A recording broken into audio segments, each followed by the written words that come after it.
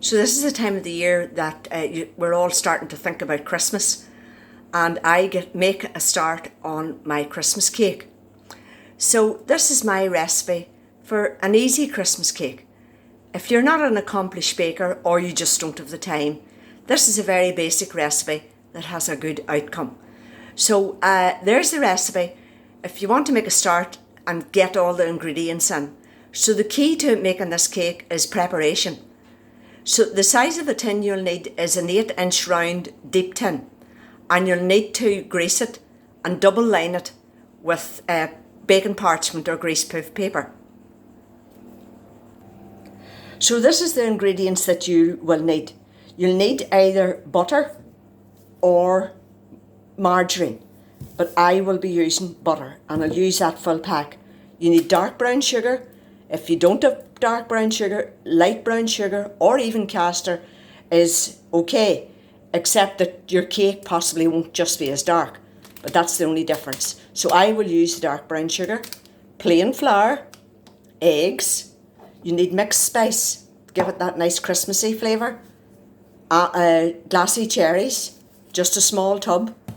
You will need almonds, and I buy the ones that are already blanched. Now, near the time I will be chopping those up quite finely. So you need almonds, and I use dried fruit. So this is a 1 kilo bag out of Tesco's, and it has got raisins, currants, sultanas and mixed peel in it. And I find that's the handiest. You can find other recipes that have each ingredient separate. It's up to yourself. This is the handy one. And in my cake, I use that packet. So it's all very easy. The other thing that I need is, this is optional, the rind of an orange and the rind of a lemon. And again, I'll not add those until later. And the last but very essential ingredient, I think, is some alcohol. And I'm just using a cheap brandy. You can use rum or whiskey. They're the best three to use. But rum actually is quite nice, a dark rum. But I've got this brandy. Usually if we're away on our holidays, I'll buy a bottle of brandy and I use it for cooking with. But this one here, I have from actually last year, and that's what I've left on it. So that's what I'm going to use now.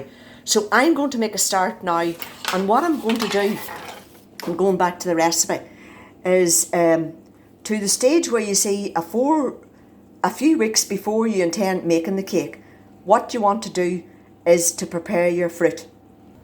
So I'm going to put the mixed fruit into a bowl, and I'm going to put brandy into it.